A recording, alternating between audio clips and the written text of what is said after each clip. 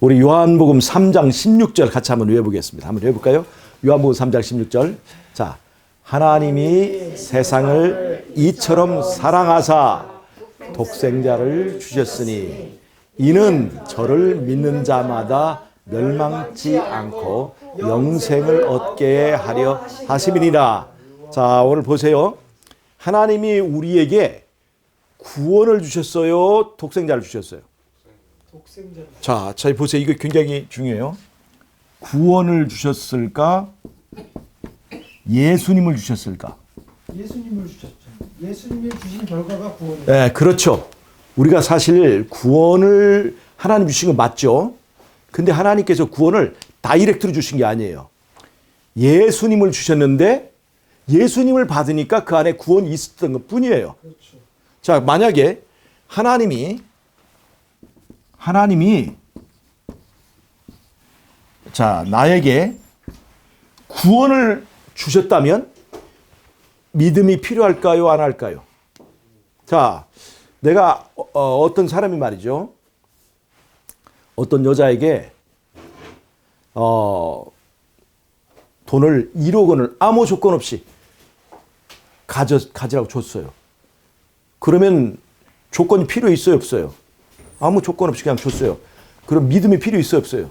없어요. 돈을 주니까 돈은 뭐 누구도 반대할 필요가 없죠. 좋은 걸 줬단 말이에요. 그냥 무조건 받으면 되는 거예요. 구원을 줬으면. 그런데 어떤 이 돈 많은 부자가 그 여자에게 나에게 내가 당신에게 나를 주겠습니다. 나를 가지세요. 남편으로 가지세요. 그렇게 말을 하면 무조건 받아들일 수 있어요, 없어요?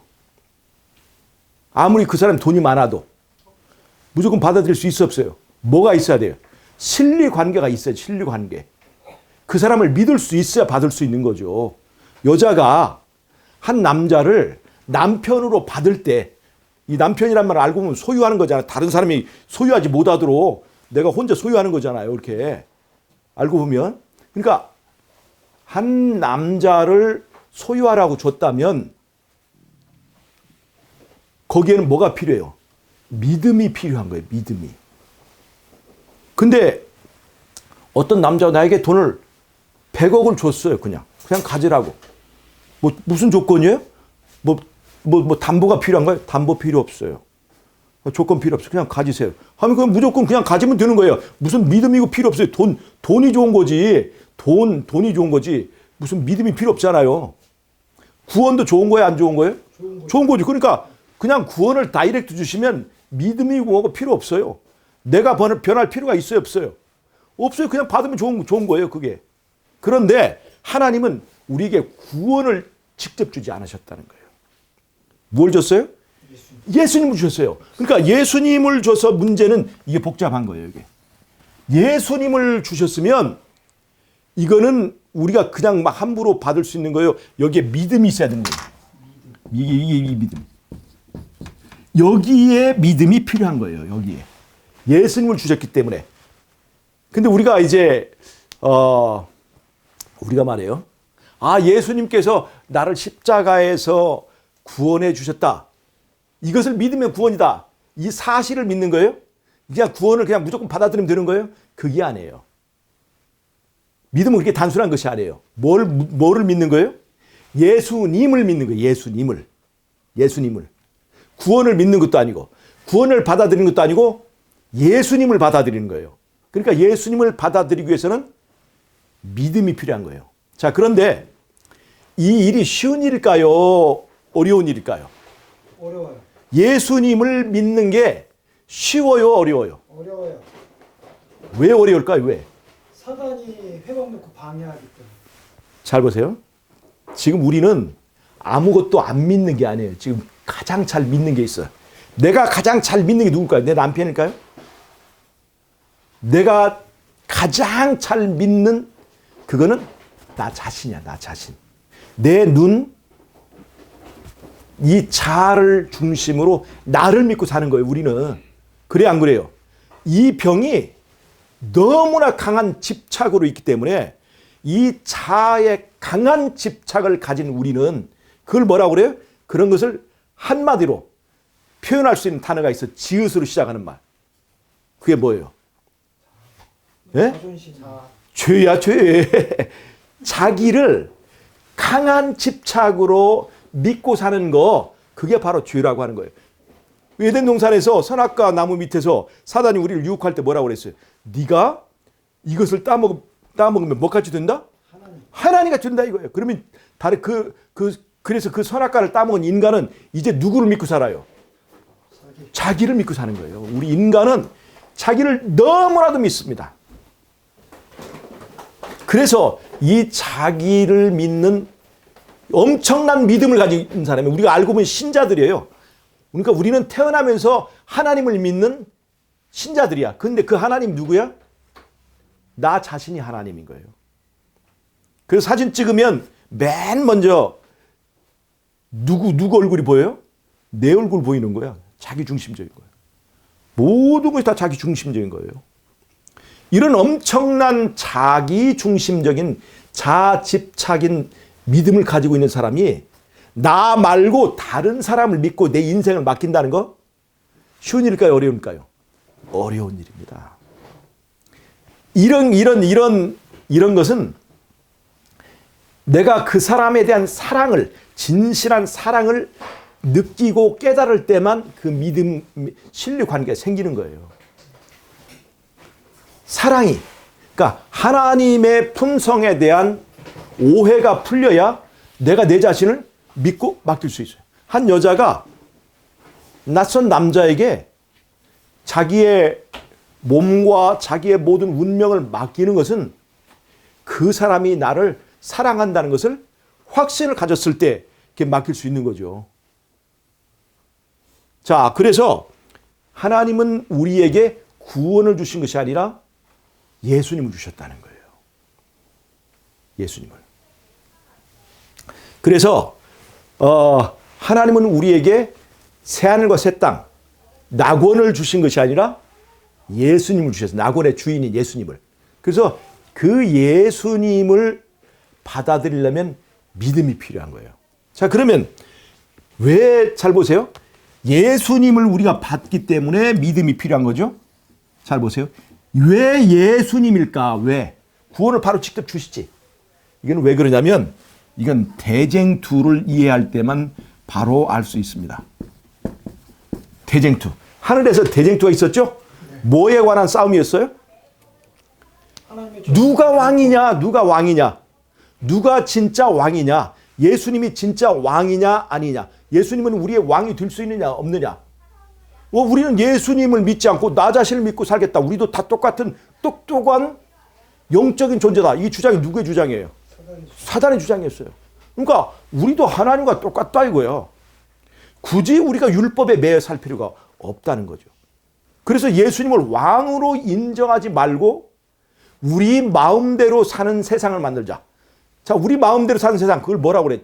지읒을 시작되는 게. 그게 뭐예요? 우리 마음대로 사는 걸 자유라고 하는 거예요. 자유. 우리 마음대로 사는 게 자유라고 하는 거예요. 내 마음대로 하는 거 자유죠. 사단이 말하는 자유는 바로 그 자유예요. 그런데 예수님이 말하는 자유는 어디서 나와요? 진리를 알지니 뭐가 너를 자유케 하리라? 진리가 너희를 자유케 하리라. 이 진리라는 뭐예요? 하나님의 말씀이죠. 말씀. 그리고 이 진리는 또 다른 말로 하면 더 발전하면 누가 진리예요? 예수님 자체가 진리예요. 진리. 예수님을 뭐라고 그러죠? 태초에 말씀이 계시니라. 그 말씀이 진리죠. 그 말씀은 누구예요? 그 말씀은 곧 하나님이시라. 그게 누굽니까? 예수님을 말하는 거잖아요. 예수님 자체가 진리예요. 그 예수가 주는 자유. 그걸 우리는 자유라고 하는 거예요. 말씀대로 살았을 때 말씀이 우리에게 주는 자유를 우리는 자유라고 하는 거예요. 근데 사단이 말하는 자유는 뭐예요? 우리가 내 멋대로 하는 자유. 나를 믿고 사는 자유. 그래서 하늘에서부터 대쟁투가 시작이 되었어요. 그래서 예수님이 그 대쟁투의 핵심인 거예요. 말씀이 그 대쟁투의 핵심인 거예요.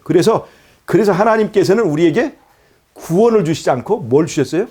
예수님을 주신 거예요. 우리로 하여금 선택하라고 하신 거예요. 사단과 예수님 중에서 누구를 선택할 것인가. 그러니까 거기에는 잘 보세요. 우리가 인간이 선악과를 따먹었을 때는 예수님과 사단 말 중에서 누구의 말을 믿었습니까? 사단의 말을 믿은 거죠. 다시 하나님이 세상을 이처럼 사랑하사 예수님을 주셨어요. 이제 우리에게 뭐라고 하는 거예요? 선택하라고 하는 거예요. 사단을 믿을 것인가? 예수님을 믿을 것인가? 즉 믿음의 문제는 우리가 선악간의 대쟁투를 올바르게 이해할 때에 왜 그것이 필요한가? 그것을 알 수 있게 된다는 거예요. 그러니까 이 대쟁투에 관한 이야기를, 대쟁투에 관한 그 배경을 올바르게 이해하지 못하면 왜 구원을 얻는 일에 믿음이 필요한가 하는 걸 설명할 수가 없는 거예요.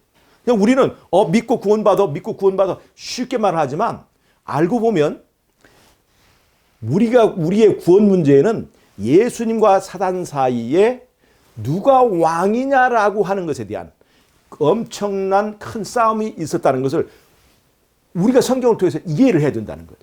이 대쟁투를 이해해야 구원받는 일에는 왜 믿음이 필요한가 하는 걸 알 수 있어요. 하나님이 정말 우리를 사랑한다면 믿음이고 뭐고 그냥 주면 되잖아요. 실제로 그런 일이 있었어요, 없었어요? 있었죠. 아담을 맨 처음 창조하기 전에 내가 너 물어본다. 너 나를 믿니 안 믿니? 이렇게 믿음을 조건으로 창조를 했어요? 아니면 그냥 만들어 준 거예요? 아담에게 아무런 믿음을 요구하지도 않고 그냥 에덴 동산 낙원을 만들어 줬잖아요. 그래서 아담이 아이고 하나님 나에게 이 낙원을 주려면 내 의사를 물어봤어야죠. 이렇게 한 적이 있어요, 없어요? 너무 좋잖아요. 그냥 일방적으로 주시는 거예요. 그런데 우리에게 새롭게 회복된 낙원을 받게 하려면 반드시 어떤 선택을 해야 돼요? 예수님을 믿을 것이냐 사단을 믿을 것이냐에 대한 올바른 선택을 해야 된다는 거예요. 이거는 누가 만들어낸 문제예요? 사단이 만들었고 에덴 동산에서 우리 인간이 그 문제를 만들었어요. 우리는 예수님을 믿지 않고 사단의 말을 믿고 살겠습니다. 사단의 말대로 이제는 내가 내 자신을 하나님으로 생각하고 내가 하나님 노릇하며 살겠습니다라고 인간이 선택을 했고 선언했기 때문에 우리의 구원을 얻는 일에는 반드시 그것에 대한 우리의 태도가 무엇인지를 밝혀야 된다고 하는 거예요. 그래서 우리는 누구 말을 믿을 것인가, 즉 예수님 말을 믿을 것인가 사단을 믿을 것인가에 대한 선택을 해야 되고 거기에 대한 예수님에 대한 확실한 믿음이 필요하다는 겁니다. 내 자신을 다 줄 수 있을 만큼 우리는 예수님을 믿습니까? 그 믿음이 있어야 돼요. 그 믿음. 자, 아브라함이 이삭을, 자기 아들을, 자기 목숨보다 더 사랑하는 아들을 하나님께 바쳤어요. 누구를 믿은 거예요? 하나님을 믿었어요. 다시 살려줄 것을 분명히 믿었어요. 부활시켜줄 걸 믿었어요. 그럴 정도의 믿음이 있어야 되는 거예요. 그러니까 내 삶을 예수님께 맡기면 정말 나를 자유롭게 할 것이다. 정말 나를 영생으로 이끌어 줄 것이다. 할 정도로 우리는 예수님을 믿어야 된다는 거죠. 완전히 내 인생을 맡길 만큼. 그 예수님이 내 인생의 갈래길에서 이쪽이냐 저쪽이냐 할 때 내 생각이 아니라 예수님의 생각은 무엇인가요? 라고 우리는 항상 묻기 위해서 예수님을 주인으로 이렇게 영접하는 거라고 하는 것입니다. 그래서 왜 우리는 믿음이 필요한가 구원 얻기 위해서 하나님이 우리에게 구원을 주시지 않고 예수님을 주셨어요. 그러니까 구원은 조건적입니까? 무조건적입니까? 잘 보세요. 조건적. 구원을 알고 보면 조건적이에요. 왜 조건적이에요? 그것은 우리에게 자유의사를 주셨기 때문에, 자유의지를 주셨기 때문에 조건적이에요. 네 의사에 의하여 네 선택에 따라서 하도록 조건적으로 주셨어요. 나쁜 말이 아니에요. 자, 그러면 잘 보세요. 예수님이 우리의 구원을 십자가에서 완성하셨어요. 맞아요, 안 맞아요? 맞아요. 그리고 그 구원을 우리에게 주셨어요. 일방적으로 주셨죠. 네. 주신 행위는 조건적입니까? 무조건적입니까? 무조건적. 그건 무조건적입니다. 그런데 그 구원이 내 것이 되려면 그거는 조건적입니까? 무조건적입니까? 조건적이에요. 나라고 하는 조건이 분명히 있는 거예요. 내 선택이. 내 선택. 그러니까 구원은 하나님은 사랑이시니까 무조건적인 구원이다. 이렇게 말하는 것이 맞아요, 틀려요? 일면 맞고 일면 틀립니다. 우리의 구원은 무조건적이면서 반드시 조건적이에요. 자, 그러면 우리의 구원을 받으려면 회개가 조건입니까? 아닙니까?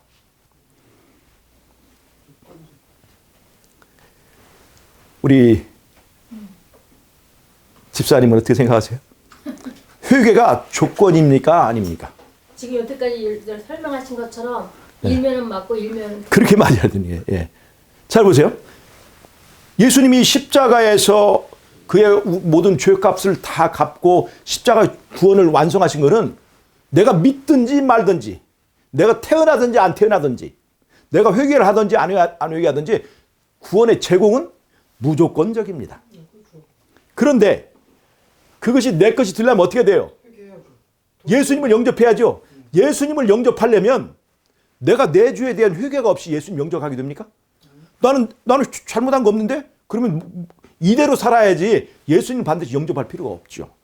새로운 변화가 필요한 것이 아니죠. 탕자가 아버지에 돌아가려면 내가 잘못되었구나.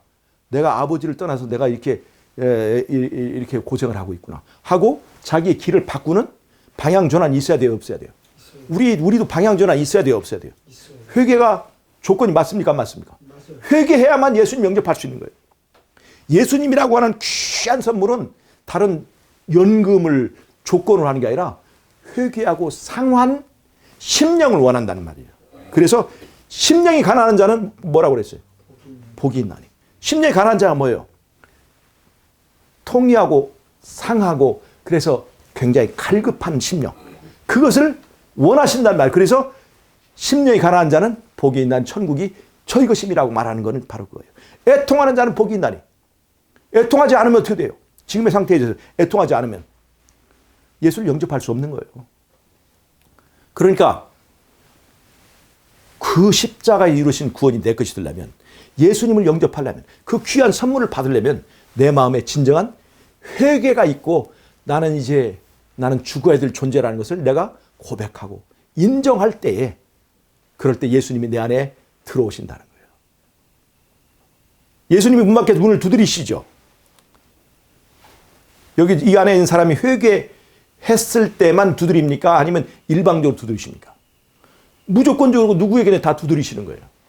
그러나 예수님이 그 안에 들어와서 그와 함께 먹고 그는 나와 함께 먹으리라고 할 때는 어떤 조건이 있어요? 누가 문을 열어줘야 돼요? 예수님, 내 안에 그 문을 두드리는 그 안에 집 안에 있는 바로 내가 문을 열어줘야 한다는 거죠. 그러니까 구원은 무조건적이면서 조건적이다. 그래서 옛날에 이상구 박사가 말한 대로 무한한 사랑으로 무조건적으로 구원하신다. 이 말은 극히 위험한 말이라고 하는 겁니다. 무조건적이지만 조건적이다. 자, 왜 우리가 구원 얻는 일에 믿음이 필요한지 알겠죠? 믿음은 구원을 받을 때는 믿음이 필요 없어요. 예수라고 하는 다른 왕을 받아들일 때만 우리에게 믿음이 필요하다는 거 꼭 잊지 마시기 바랍니다. 오늘 또 우리는 십자가를 바라보고 십자가에서 예수님이 우리를 얼마나 사랑하시는지 그 사랑을 우리가 이해할 때만 예수님을 영접할 수 있습니다. 그때만 우리는 회개할 수 있어요. 우리는 십자가에서 비롯되는 믿음을 가지고 하나님의 나라를 획득하는 저와 여러분 되시길 바라면서 오늘 말씀 마치도록 하겠습니다. 자, 기도하겠습니다. 하나님 우리 아버지, 우리에게 예수님을 주셔서 감사합니다. 우리 자신을 믿고 살던 삶을 이제는 포기하고 우리 예수님 우리의 왕으로 영접해서 주님 믿고 하나님의 아름다운 낙원, 주님 안에 확보된 그 낙원을 유산을 받는 아름답고 거룩한 백성 될 수 있도록 우리를 축복해 주시기를 예수님의 이름으로 기도하옵나이다. 아멘.